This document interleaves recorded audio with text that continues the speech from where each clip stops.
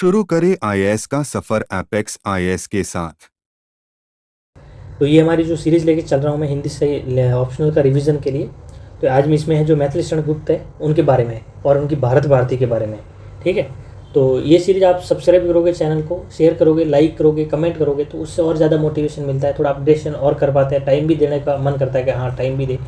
ठीक है, तो इससे मोटिवेशन मिलता है। तो शेयर कीजिए, कमेंट कीजिए मोस्टली, और सब्सक्राइब कीजिए ताकि कनेक्शन बहुत अच्छा रहे।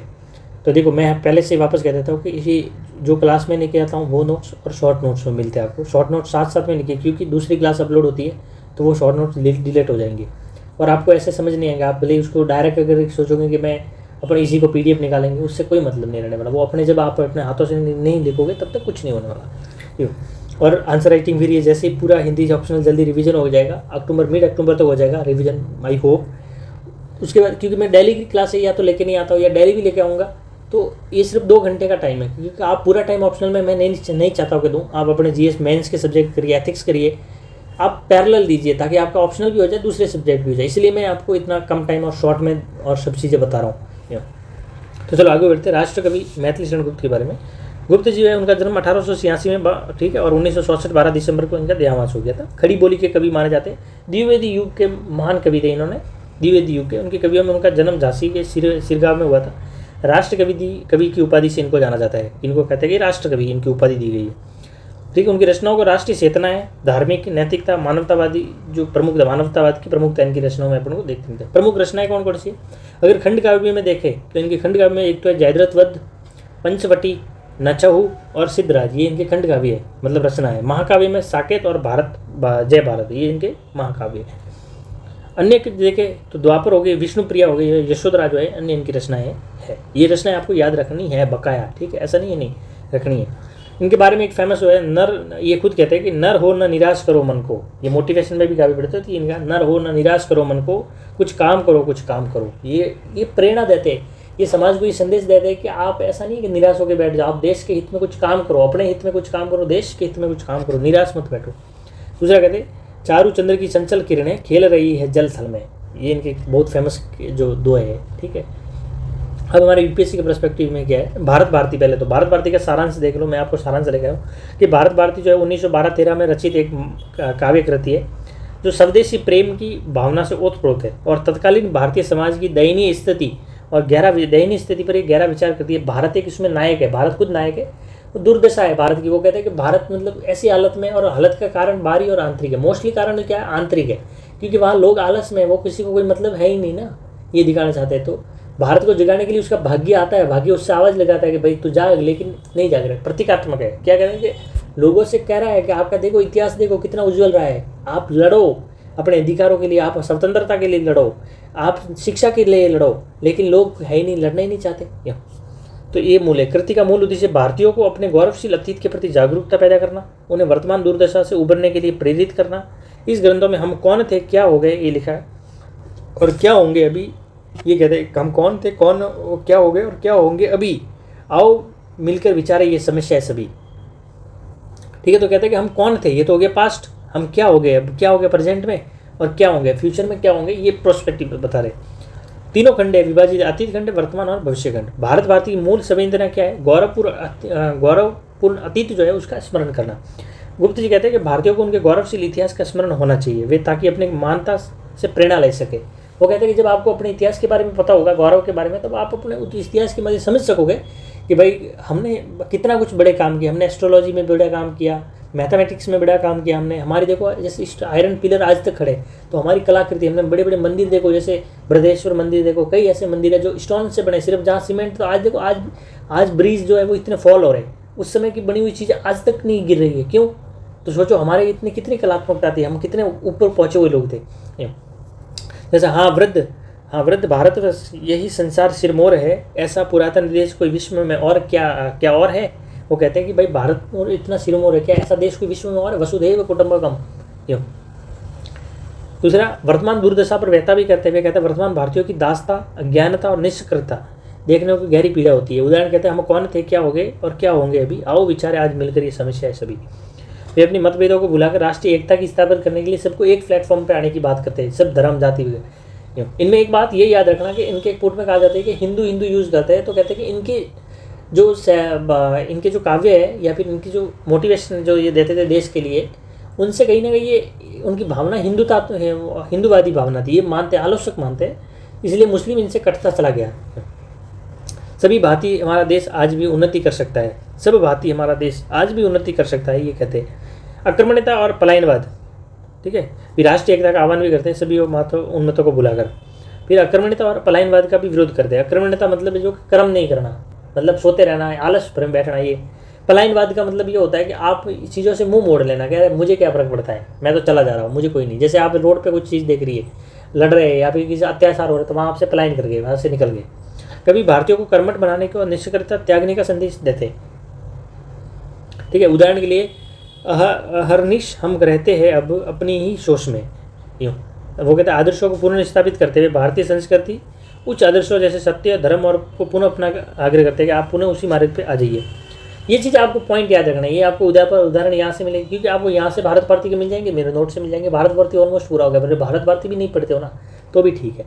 उदाहरण के लिए सत्य छोड़ेंगे नहीं, लक्ष्मी नहीं सर्वस्व जावे, यूँ ये बात इन्होंने कहते हैं। अब राष्ट्रीय चेतना क्या है इनके अंदर?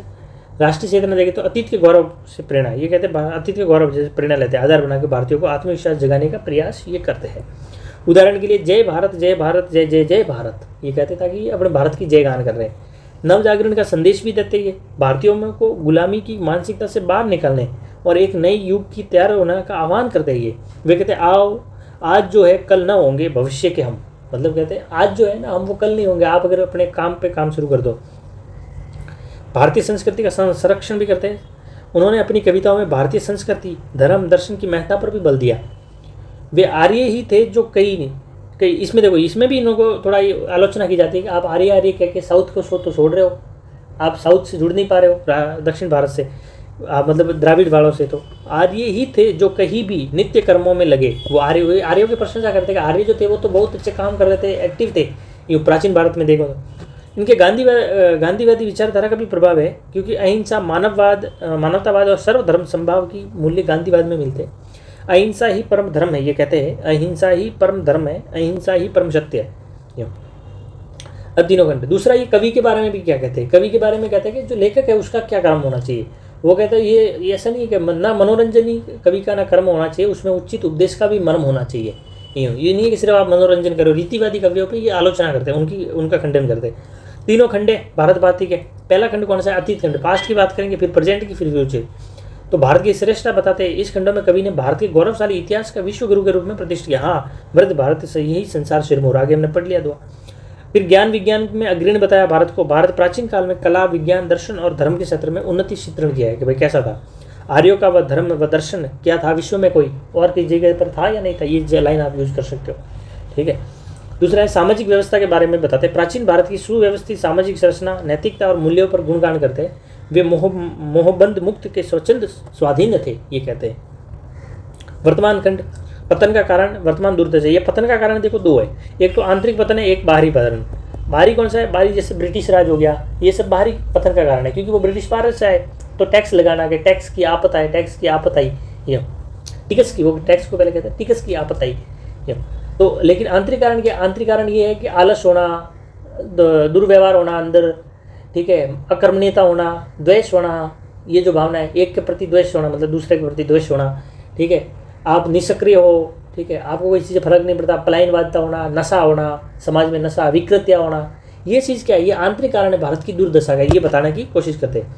वर्तमान दुर्दशा जैसे आपसी फूट हो गई, अकर्मण्यता, पश्चिमी संस्कृति का अंधाधुंध बताया गया, हम कौन थे, क्या हो गई हो। आर्थिक दुर्दशा में बताते हैं कि भारत में आर्थिक दुर्दशा, वो कहते हैं, वो भारत हिंदू भी कहते हैं कि अंग्रेज राज सजे सुख सब भारी, पर पे धन विदेश चली जाती है अतिखारी। वो तो हालांकि बैलेंस बनाने की कोशिश करते हैं, क्योंकि वो नहीं तो उनकी पुस्तकें जो है वो रचनाएं जो बैन हो जाए, समाज को संदेश कैसे जाएगा, थोड़ी प्रशंसा करते हैं। लेकिन कहते हैं भारत हिंदू कहते हैं कि भाई जो धन विदेश चला जाता है वो बहुत बुरी बात है। तो ये भी कहते हैं कि अब ये भारतवर्ष भी परतंत्र, तो ये ब्रिटिश शासन के तहत आर्थिक गुलामी और किसानों की दयनीय की स्थितियों के भी वर्णन करते हैं। नैतिक हास, वर्तमान पीढ़ी में नैतिक मूल्यों के पतन और निष्क्रियता की गहरी चिंता व्यक्त की है उन्होंने। आज हम इतने हताश और निराश क्यों हो गए, ये भी बताते हैं। फिर भविष्य खंड की बात, आशा का संचार करते हुए वे कभी भविष्य के प्रति आशावादी दृष्टिकोण है इनका। कैसा दृष्टिकोण है? आशावादी। प्रस्तुत किया और ये भारतीयों को उज्जवल भविष्य के लिए प्रेरित भी करते हैं। आओ हम सब एक होकर भारत को फिर से जगाएं, यूँ मतलब। लेकिन ये लास्ट में कहता है कि भारत को जब उसका भाग्य जगाने की बहुत कोशिश करता है लेकिन वो जागता नहीं है। ये भारत मतलब बहुत डरा हुआ है। कर्म का संदेश, गुप्त जी भारतीयों को कर्मठ बनकर देश में उन्नति के प्रयास के लिए संदेश देते। नर हो न निराश हो, करो मन को, नर हो न निराश करो मन को, कुछ काम करो, ये कर्म का संदेश देते। उज्ज्वल भविष्य की कल्पना भी करते हैं। ये एक ऐसे देश भारत की कल्पना करते हैं जहाँ सभी लोग एकजुट और सुख शांति से रहे, वरना वह दिन दूर नहीं जब भारत फिर से विश्व गुरु होगा। ये कहते हैं, ये खुद कहते हैं कि वह दिन जो है वो दूर नहीं होगा जब भारत वापस विश्व गुरु होगा। ठीक है। गुप्त जी की अभी काव्य शिल्प क्या है वो थोड़ा देख लेते हैं। भाषा, उनकी भाषा में खड़ी बोली और सरल भाषा है और आम जन के समझने में आ जाए ऐसे दोहे। आप लोग दोहे पढ़ोगे तो भी समझ जाओगे। संस्कृत के शब्द उनके यहाँ प्रभावी मिलते तो है लेकिन उनको ऐसे लहजे में यूज़ किया है कि आप समझ पाओ चीज़ों को। जैसे चारु चंद्र के चंचल किरणें खेल रही है जल थल में, ये क्या है? एक क्लिष्ट भाषा है, यानी संस्कृत निष्ठ भाषा है। तो छंद विधान, गुप्त जी के अपने काव्यों में छंदों की विविधता है। छंद जो है उनके काव्यों में विविधता है। वे प्रसंग अनुसार छंदों का, प्रसंगों के अनुसार छंदों का प्रयोग करते हैं। अत्यानुप्रास का स्वामी भी कहा जाता है इनको। ठीक है। चारु चंचल की किरणें अवनी के अंबर तल में, ये अनुप्रास अलंकार है। अलंकार उनके काव्य में उपमा, रूपक, अनुप्रास, मानवीयकरण जैसे अलंकारों का स्वाभाविक सहज प्रयोग किया गया है। ठीक है। उदाहरण के तौर पुलक प्रकट करती है धरती हरित तरनों की नोकों से, ये मानवीयकरण है। ठीक है। काव्य में प्रबंध काव्य, खंड काव्य इन्होंने दोनों लिखे। ठीक है। गीत काव्य और पद्य नाटक जैसे विभिन्न काव्य रूपों की रचना की है। साकेत महाकाव्य है और जयद्रथ खंड काव्य है। उदाहरण के लिए भारत भारती एक प्रबंध काव्य है। ठीक है। प्रबंध काव्य क्योंकि स्टेप बाय स्टेप चलता है तो प्रबंध के नजदीक है ये। और राष्ट्र भावना है, उसका उद्देश्य है ना, तो राष्ट्र भावना में इसकी। अब देखो क्वेश्चन लेके आया, इतना ही है। देखो जरूरी, अब देखो पॉइंट मिल गया आपको। रिवीजन इतना ही होता है भाई। रिवीजन तो अगर इसमें मैं पूरी 2 दिन की क्लास से तो लेने वाले लेते, इतना वैसे जरूरत नहीं है। अगर मैं इसको 2 घंटे पढ़ा लूँ तो भारत भारती पूरी पढ़ा लेंगे, वो बाद में कभी शुरू करने की आपको जरूरत इतनी है। ये नोट्स हो गया, आपने क्लास देख ली, आपको समझ में आ गया कि पॉइंटों को कैसे यूज़ करना है, कैसे लेना है। फिर शॉर्ट नोट्स दोनों मिला के अपने नोट्स तैयार कर लो। गुप्त जी भारत भारती के अतीत का गौरव गान वर्तमान में रोच रचनात्मक ऊर्जा व जागरण का संदेश देते। तो अभी क्या हमने अतीत वो तीनों खंड पढ़े तो उनके बारे में लिखो, उदाहरण डाल दो, दोनों नोट्स में मिल जाएंगे। ठीक है। वो इंट्रोडक्शन लिखो कि वो राष्ट्र कवि है, उनकी राष्ट्र चेतना है, तो भारत भारती क्या बता, फिर लिखो, फिर कंक्लूजन लिखा दो। तो आप समस्या लिखो कि अतीत का गौरव गान क्यों किया था, इसलिए करना पड़ा था, वो लिखो कि भाई इसलिए उनको करना पड़ा था, तो कैसे किया था, फिर वो लिख दो। ठीक है। फिर वर्तमान में लिखो कि वर्तमान में ये समस्या क्या, आंतरिक समस्या क्या, बाहरी समस्या क्या, वो लिख दी, फिर कंक्लूजन ये लिख दिया। ठीक है। भारत भारती राष्ट्रीय चेतना के संदर्भ में समझे। अब राष्ट्रीय चेतना ये खुद राष्ट्र कवि है, एक उपाधि राष्ट्र कवि के, तो ये इनका भारत भारती जो है वो राष्ट्र पे आधारित है कि भारत की दुर्दशा क्या हुई थी, वो क्वेश्चन जो है वो स्वयं लिखना है। और भविष्य में जाते हैं विज्ञान के दोहे वगैरह सब मिल जाएंगे नोट्स में। तो वो उस पर हिसाब से इंट्रोडक्शन लिख लिया, पॉइंट लिख लिया कि भाई आप प्रेजेंट में समस्या क्या है। ठीक है। हमारा इतना इतिहास क्यों बताया गया, इन्होंने इतिहास क्यों बताया, क्योंकि वो राष्ट्र को जगाना चाहते थे। वर्तमान में समस्या क्या थी, क्यों जगाना चाहते थे कि वर्तमान में ये समस्या थी। ठीक है। आज भी समस्या है। प्रासंगिक क्यों जोड़ोगे आप, इसको प्रासंगिकता से जोड़ना है, क्योंकि वर्तमान में भी आप देखोगे तो इतने रेपेस के केस बढ़ रहे हैं, इतना क्राइम हो रहा है सोसाइटी के अंदर। ठीक है। राजनीतिक विल नहीं है। ठीक है। राजनीतिक नैतिकता नहीं है। ठीक है। प्रशासनिक नैतिकता नहीं है। ये चीज़ जो है वो आप इसमें जोड़ोगे, ऐड करोगे, क्योंकि राष्ट्र की बात की तो राष्ट्र प्रासंगिक है। गुप्त जी भारत भारती के माध्यम से न सिर्फ अतीत का गौरवगान किया है वो, बल्कि उनके वर्तमान को झकझोरा भी है। तो सेम की सेम चीज़ें पहले में जो लिखी वो सेम लिखोगे। अतीत का गौरवगान तो किया है, लेकिन वर्तमान की क्या क्या दशा बताइए, फिर प्रासंगिक से भी एग्जाम्पल जोड़ दो कि वर्तमान में क्या दशा है। तो आई होप कि आपको ये चीज़ समझ में आई होगी कि आपको क्या चीज़ करनी है, क्या नहीं करनी है। ठीक है।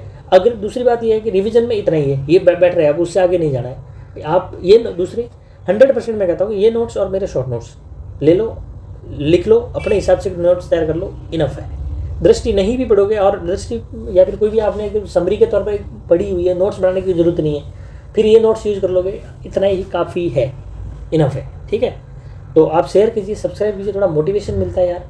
और लाइक करोगे, कमेंट करोगे तो उससे थोड़ा मोटिवेशन मिलेगा, जुड़ा मिलेगा, तो मैं भी और मोटिवेट होंगे, और चीज़ें लाऊंगा कि भाई हाँ बच्चे जुड़ रहे हैं, बच्चों को इस चीज़ों में इंटरेस्ट है, बच्चे एक्टिव है, इस चीज़ में पढ़ाई करना चाहते हैं, डेडिकेटेड है। ठीक है।